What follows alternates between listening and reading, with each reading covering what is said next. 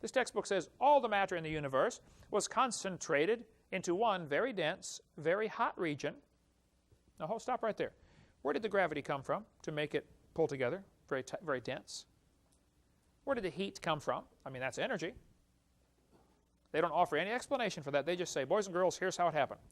Now, they get mad at us for saying, in the beginning, God. Where did God come from? Okay, stop right there. Where did your matter come from? Where did your energy come from? Where did your gravity come from? They don't have any answers either, do they? It's just as much a religion as what we have. The point is, both are religious. The problem is, this religion is tax-supported.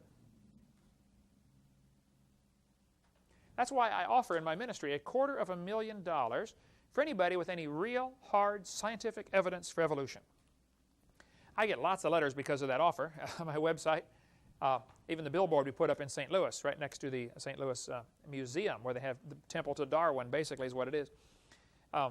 People would say, oh no, of course we can't prove evolution. Can you prove creation? Ha, ha, ha. But that's exactly what I want them to say. I respond by saying, no, I cannot prove creation, and you cannot prove evolution. So my question is, since neither of us can prove what we believe, why do I have to pay for your religion to be taught in the schools? Shuts them up every time. Because that's a religion, folks. You believe 20 billion years ago, all the matter in the universe was in a very tiny dot, smaller than a period on a page? What would it take to put all the matter in the universe into a dot the size of a period? That'd take a lot of pressure, wouldn't it? This is fairy tale stuff. But somehow, remember, if you tell a big lie, people are more likely to believe it. When this Big Bang theory first got started, they said all the matter in the universe was in a sphere, I think they said 70,000 light years across. About 10 or 15 years later, they said, no, it was only 10,000 light years across. It keeps getting smaller and smaller. Now it's down to a dot. Guess what's coming after the dot? Nothing at all. What they're telling the kids here is, we have an explanation for where we came from, where are we going when we die, who are we, purpose of life. It's all right here, folks. They're offering the same thing. But now, it's godless. You're the result of an accident. There is no real purpose to life. Isn't that what this boils down to? We all got here by chance. Which basically means, hey, you might as well have fun, because there is nothing to life. You're nothing but stardust. This destroys kids' faith. Destroys everything about them. This textbook says, by the way, used in Escambia County, all the matter in the universe, all the matter and energy will once again be packed into a small area, after many billions of years, of course. This area may be no bigger than the period at the end of this sentence. Then another Big Bang will occur. The formation of a universe will begin all over again. A universe that periodically expands and then contracts back on itself is called a closed universe. In a closed universe, a Big Bang may occur once every 80 to 100 billion years. Talk about fairy tale stuff. What they're trying to do here is avoid the obvious question, where did the matter come from? Oh, well, it came from a previous Big Bang. You see how they're trying to do that? That's like some of the Hindu religions. Where did God come from? Well, he came from a previous God. Oh, where did that one come from? Well, he came from one before that, This is what the Mormon religion teaches. They teach, as I am, God once was. As God is, I shall be. It's one of their slogans. They teach God was a man like us, and if you're a good Mormon, you get to go be a God someday and start your own universe. So it avoids the ultimate question of how did it begin? Oh, it's just always been. It's always been. That's what they're trying to say here. 18 or 20 billion years ago, there's going to be a Big Bang. There was a Big Bang, and then in another 80 billion years, it's going to close up and start over again. This textbook says nothing really means nothing. This guy's real smart, right? He said not only matter and energy would disappear, but also space and time. However, Physicists theorize that from this state of nothingness, the universe began in a gigantic explosion. Now here we have 16.5 billion years ago. I told you the number ranges all over the scale from 8 to 20, right? Remember, it started off as a big dot, 70,000 light years across. Now it's down to a dot. Now it's down to nothing. How can nothing explode? That's what I asked him. Excuse me? Nothing exploded, and here we are. Huh? Oh, that sounds good. Boy, if you tell a big lie, people are more likely to believe it. Do you understand how many millions of Americans believe that? Do you understand how many kids got taught that and believed it today in our school system within 10 miles of where I'm standing? Think about it. Think about the ramifications of that. If a kid believes that, what's his image of himself? I'm nothing but dirt, nothing but chemicals. See, the Christian image, you're made in God's image. God loves you. He's got a purpose for you. You get a bunch of kids believing that, there's no telling what they're going to do. One of the two boys that shot everybody in Colorado, both of the boys were strong believers in evolution and followers of Charles Darwin's teachings. One of them had on his T-shirt, "Natural Selection," when they found him dead in the hallway. That's where it leads, folks. Hey, there's no God. I had a kid sit in the second row in a public school I spoke at in Pennsylvania. He said, "Mr. Hovind, I'm an atheist." I said, "Really?" He said, "Yep, there is no God." I said, "Are you sure?" He said, "Oh yeah, I'm sure." I said, "Well, tell me, son, if you're an atheist, how do you determine right from wrong?" He said, "Oh, that's easy. I decide if something's right or wrong." He said, "I'm the God of my own universe." I said, "Boy, I'm glad to hear about that, son, because I'm going to shoot you in 5 minutes." He said, "You can't do that." I said, "Oh yeah, you see, I'm the God of my own universe, and I decided it's fine for me to shoot you." What's wrong with that logic? Hey, if there is no God, the strongest survive, right? If I can take it away and I'm bigger than you, well, that's just your tough luck. Doesn't the lion do that with the zebra when he gets hungry? I'm taking your life away so I can eat. This type of thinking leads to the logical conclusion is there is no such thing as right and wrong, so might makes right. This kind of thinking leads to Adolf Hitler, Joseph Stalin, Pol Pot. We get into a lot more on that in video number 5 about how communism and Marxism and Nazism all ties in with evolution. It all starts, you have to get rid of God, which then, if there is no God, who's the next most likely candidate to be the king of the universe? Man. Humanism has to have evolution. That's why it's the humanist worldview. Deify mankind. Ye shall be as gods. Exactly what Lucifer said. And that's what's going on. That's how it ties together. This is Scientific American, which is a major science journal. I want you to look what this author said. The observable universe could have evolved, remember, 6 meanings to that word, okay, from an infinitesimal region, which means a dot. It's then tempting to go one step further and speculate that the entire universe evolved from literally nothing. They put this in a science book and call it science. I'd call it a fairy tale and put it in the garbage. That doesn't explain anything. Science is what we know, what we can observe, what we can test. You can't know or observe or test that. That's wild speculation. He's guessing, folks. He doesn't know a thing. According to the Big Bang Theory, there's several different aspects to this. One of the Big Bang Theories says that a bunch of nothings all over exploded and produced all the galaxies.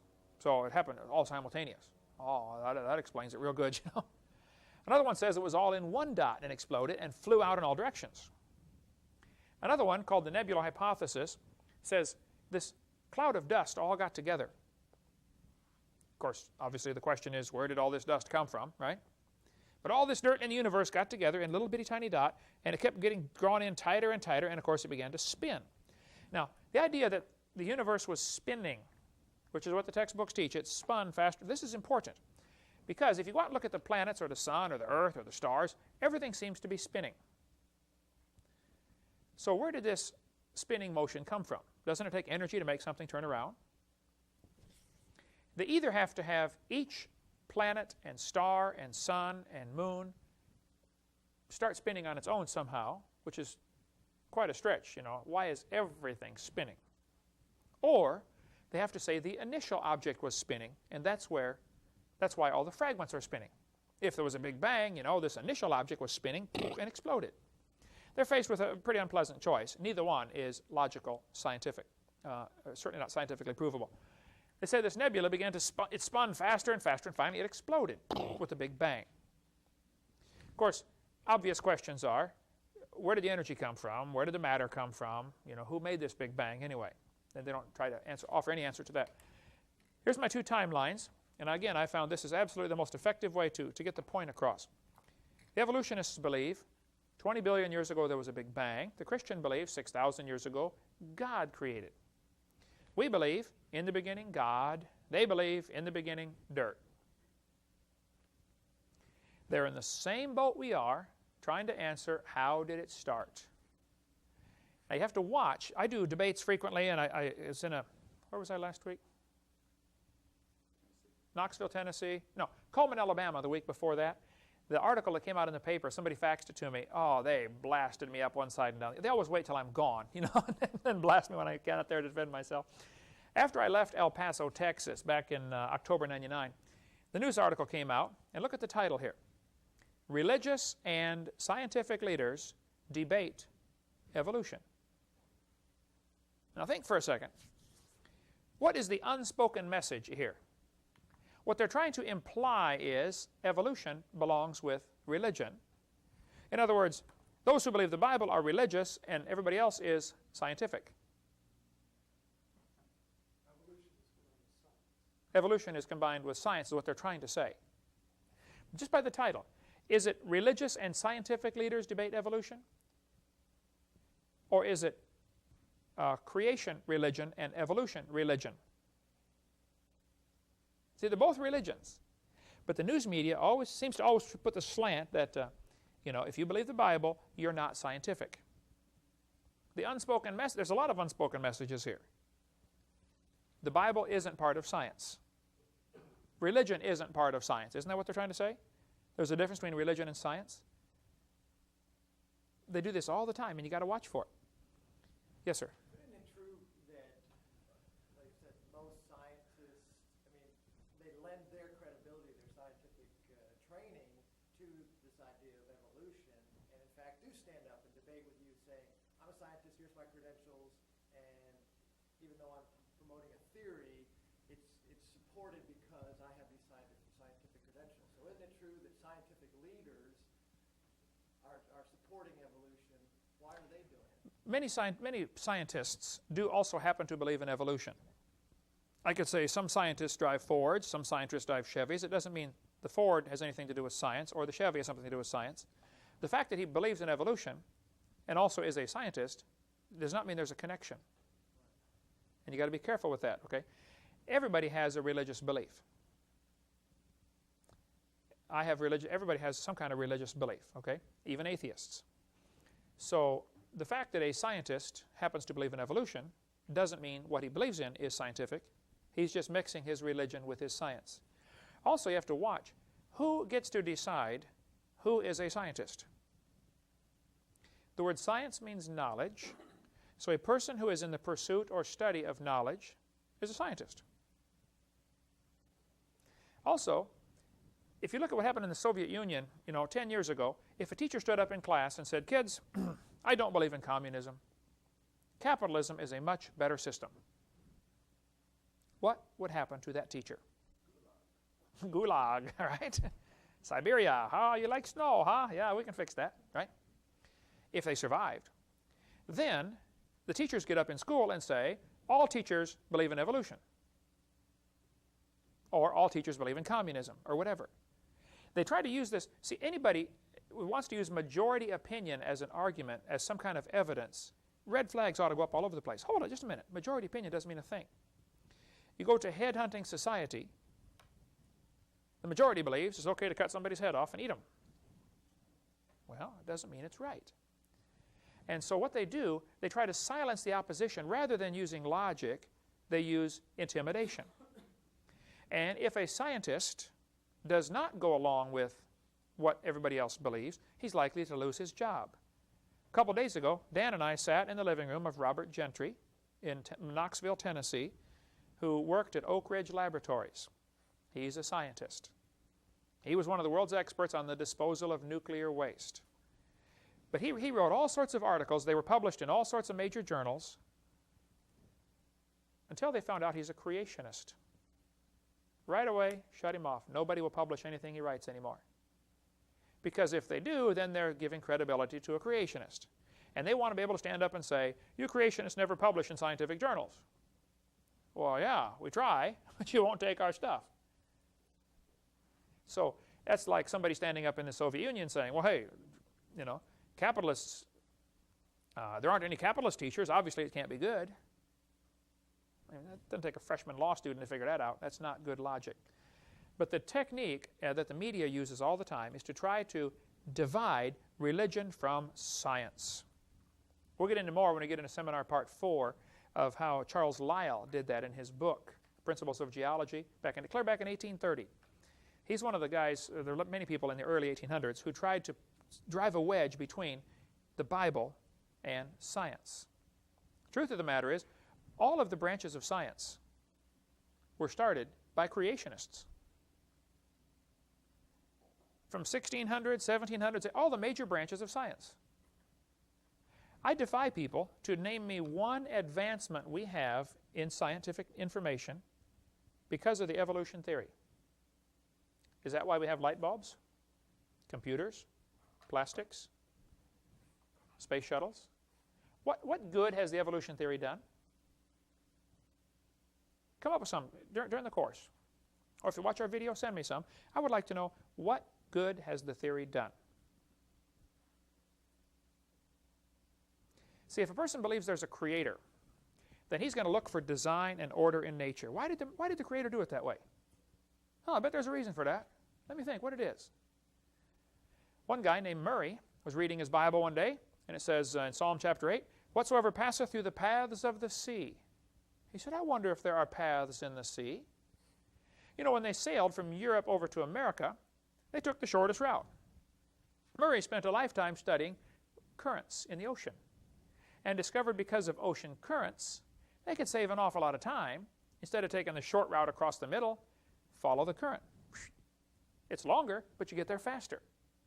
It's like having a tailwind the whole time. He got that from the Bible. You know, the Bible says the life of the flesh is in the blood. People read that and say, wow. Up until, you know, a lot of people used to take their blood out to help them get well. Clear up until 1860, they did bloodletting. And the Bible says the life of the flesh is in the blood. You can study there's a good book called Men of Science, Men of God, published by ICR carries it. I don't know if they publish it, but you can get icr.org and get it from them. A great book. Men of Science, Men of God, showing a lot of the godly scientists of the past. You ever heard of an MRI machine? Magnetic resonance imaging. The guy who invented that is a creationist. Loves God. Believes the Bible. Is he a scientist? Oh, yeah. But see, to the average evolutionist, that guy would not qualify as a scientist because he believes in creation. So if they define the terms, who's a scientist, of course they will win the argument. That's how they do it. That's what they're trying to do here. They're trying to define the terms. And you've got to watch for that constantly. According to the creationist, 6,000 years ago God did it. According to the evolutionist, 20 billion years ago it just happened by itself.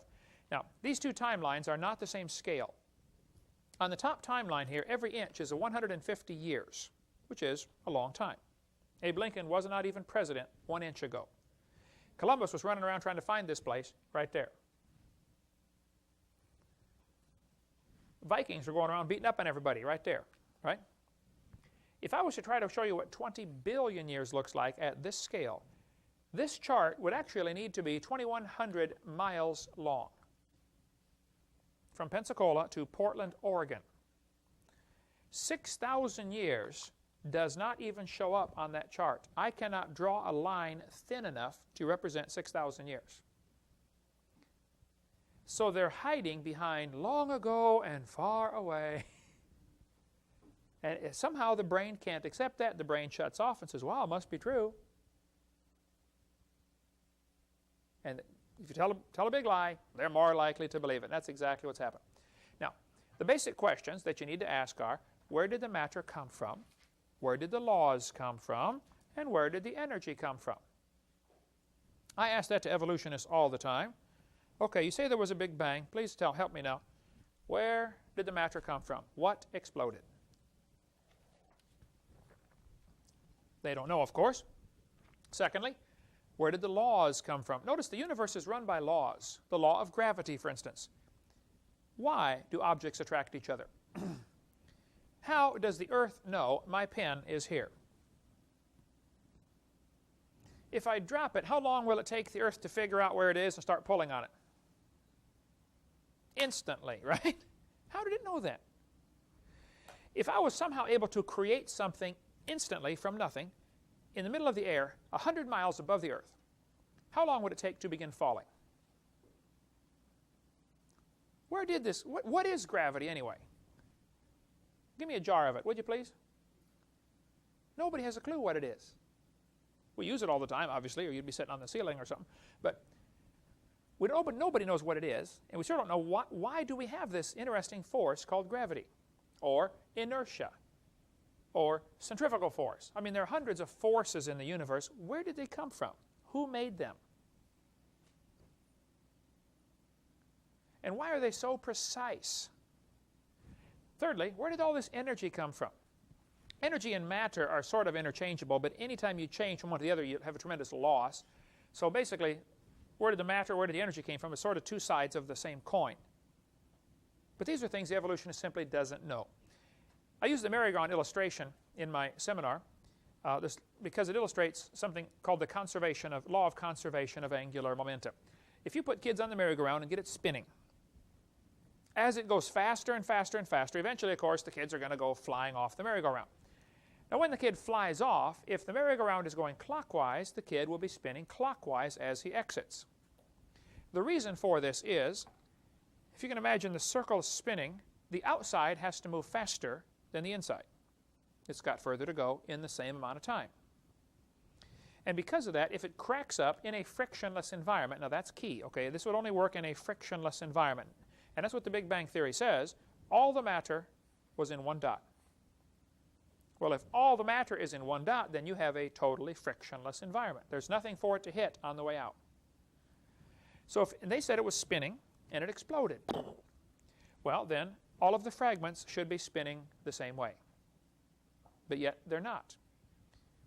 Venus and Uranus, and possibly Pluto, they're not quite sure yet. Last I heard, they don't know for sure which way Pluto spins, but they think it may be spinning backwards to the other 6. Here we have 6 planets spinning one way, 2 and possibly 3 spinning the other way. And it's not just 2 planets together. Venus and Uranus have several planets in between. So why do 2 planets spin backwards? One atheist I debated said, well, maybe something hit Venus and spun it around backwards. I said, well, I suppose that's possible, but think about it for a minute. Do you realize what it would take to reverse the spin of a planet? Don't you think it would leave a dent at least? Where is the dent? Why is Venus nearly perfectly round and in a nearly perfectly circular orbit? Imagine a planet spinning and at the same time going around the sun. I want you to strike it so that it simply reverses the spin without knocking it into an elliptical orbit or knocking it out of orbit. Chances of that is 0. That ain't going to happen. Then not only do we have that problem, we have at least 6 of the 63 moons. I think there are more moons now that have been discovered. But at this time, there were, in 1989, they knew about 63 moons. 6 of them are spinning backwards. Some of them actually travel backwards around their planet. I believe, I'd have to look it up, but 2 planets, Saturn and Neptune, there it is right there, have moons orbiting both directions. Here you got a planet. Some of the moons are going this way. Other moons are going this way. Now, as these moons pass each other, there's going to be a slight gravitational tug. How long can a system like that last before it slowly disintegrates? They drift off into space. Certainly not forever. You'd agree with that, right? Is there some kind of time limit here? I don't know what it is, but I would think logic would say, yeah, there's an obvious time limit. It can't have happened for billions of years. So if somebody says the universe was created 6,000 years ago by an all-wise creator, well, then this is no problem. Stuff like this poses no problem for the creationist, but I think it does for those who want to say it's billions and billions of years old. The Bible says in 2 Peter 3 and in the book of Psalms, identical verse, part of the verse, says, the heavens shall pass away with a great noise. Might be a good bonus question if you can find out which psalm says the heavens shall pass away.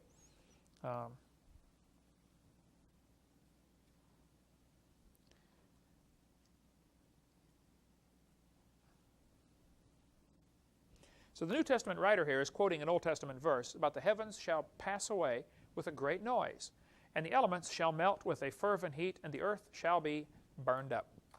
Jehovah's Witnesses teach the earth is going to last forever. Is that what the Bible teaches? No. Jesus said, heaven and earth shall pass away, but my word shall not pass away. So these guys teaching the earth is going to last forever simply don't read their Bible. They're wrong. All right? So this is the Big Bang in the Bible, the great noise.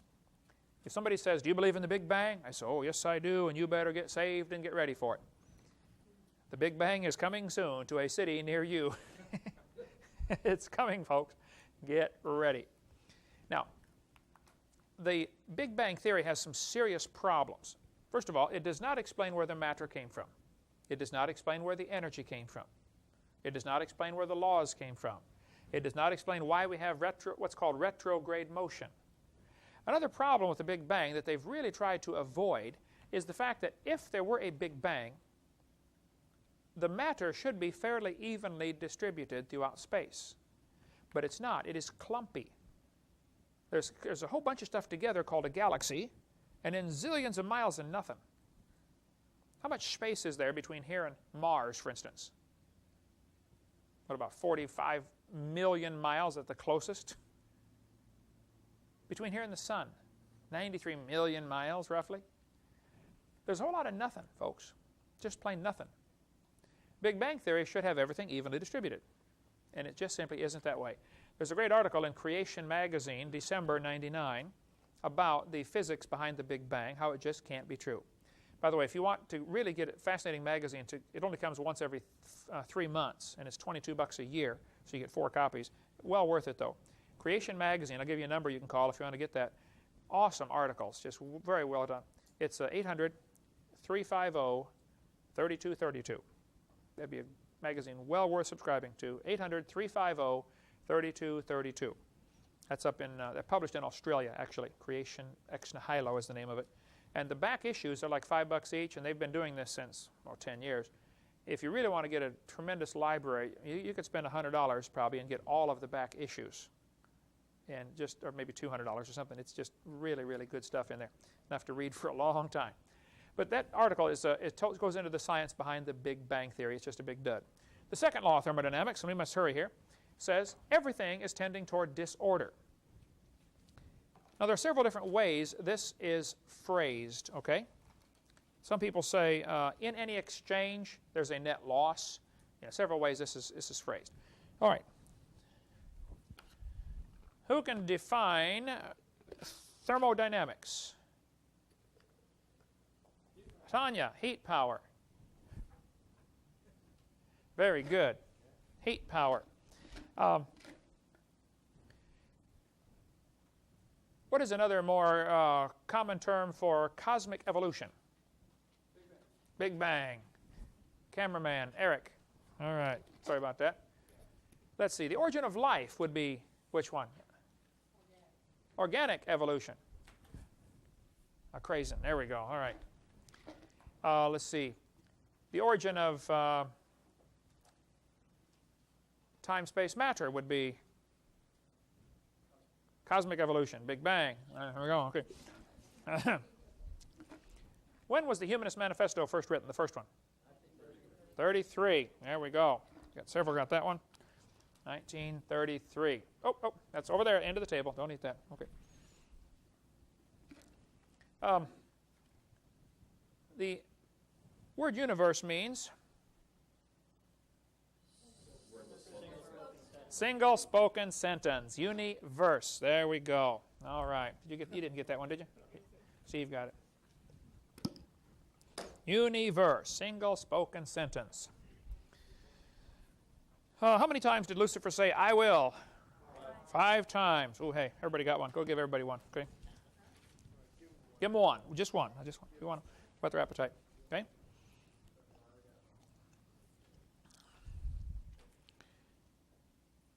What is the Bible word that means the enlightened one? Lucifer. Very good. Right there. He got it right there, end of that table. Okay. Okay, so the second law of thermodynamics tells us, basically, it boils down to what it means is, if you leave something alone for a while, it's either going to rot or rust or die or fall apart or break down. Absolutely nothing improves with time. Everything is disintegrating. Just take a look in the mirror and you will see, okay? Wrinkles, things just fall apart, right? Now, the Bible teaches that in Hebrews chapter 1. The heavens are the works of thy hands. They shall perish. They wax old as doth a garment. I believe this is also repeating one of the Psalms, if you want to find that one. There's an Old Testament reference that the New Testament author is simply reiterating what he said. Everything is basically wearing out. It'll wax old as doth a garment. Garments gradually wear out. The fibers slowly eat against each other and fragments fly off and make dust, and pretty soon it's real thin, and then pretty soon it falls apart. The universe is falling apart. This happens, you can see it, you can observe everything getting worse with time. Take a look at your hairdo when you wake up in the morning. You'll see what I'm talking about.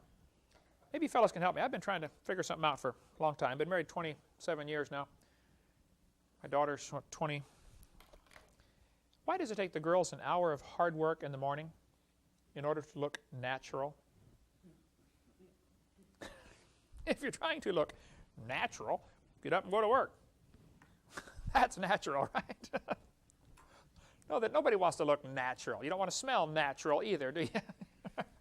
That's why we have whole sections of the store to sell stuff to overcome the second law of thermodynamics. Did you know nearly everybody in the world is employed because of the second law of thermodynamics?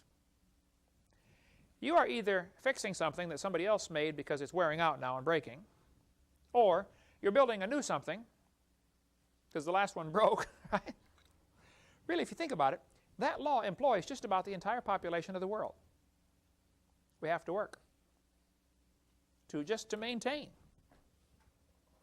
If you don't exercise, go work out, second law of thermodynamics will take over, won't it?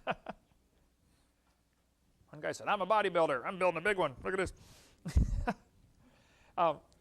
That's just a fact of science, folks. Everything's falling apart. But I want you to see what the textbook says.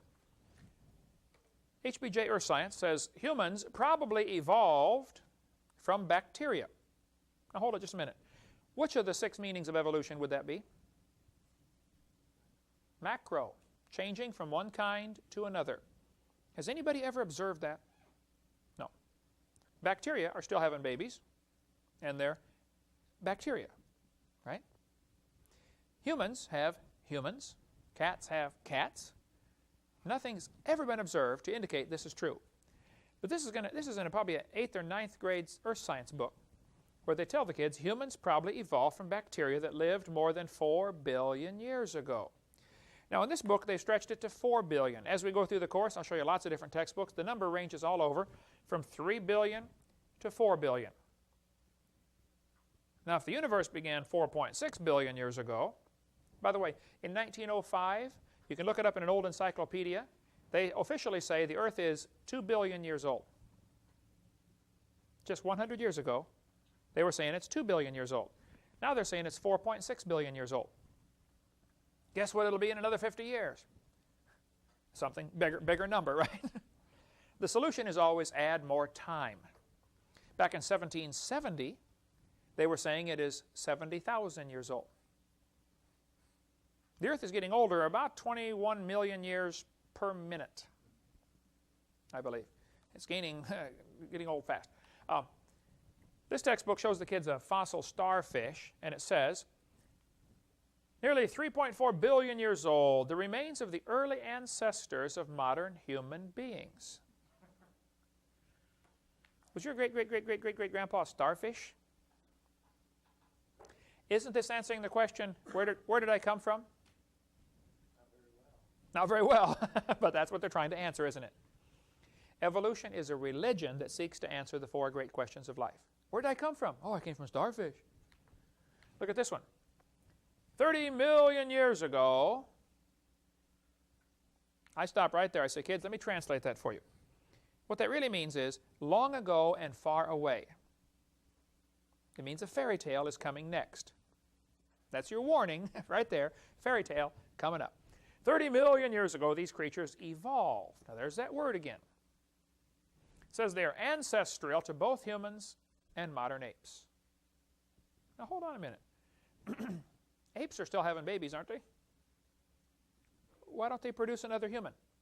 Only this time, let's watch it. See how it happens long ago and far away, but it can't happen in the present? They're hiding behind something that cannot be observed. It's not science. What they're saying is, that's Grandpa. Now, subconsciously, what does this do to the kid? Well, I'm just an animal. So, if I have animal instincts, it's normal, it's natural. Can you see how this ties in?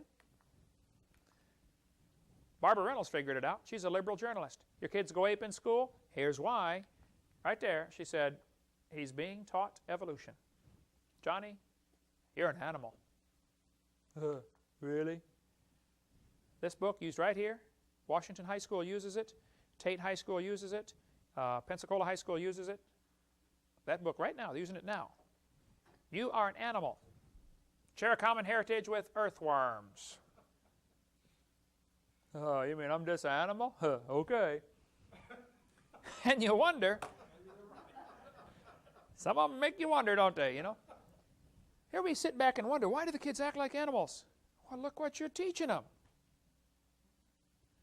And then idiot news, when some kid shoots another kid in school, which is happening all the time these days, last week, they jump on the gun control issue, don't they?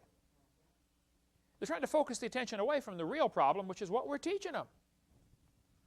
You ought to get some of the school books, or some of the articles about the 10 most common problems in school in 1870.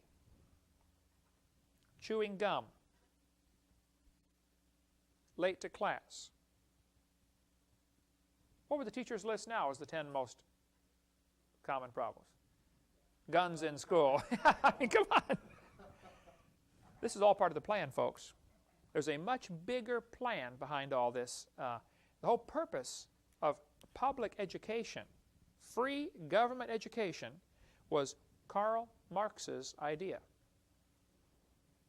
1846 or 48, the Communist Manifesto. He gave 10 things to do to destroy a country, to make it communist. Number 10 on his list was free government education. 9 or 10. We can look at it. We get into more of that in video number 5, how this ties together.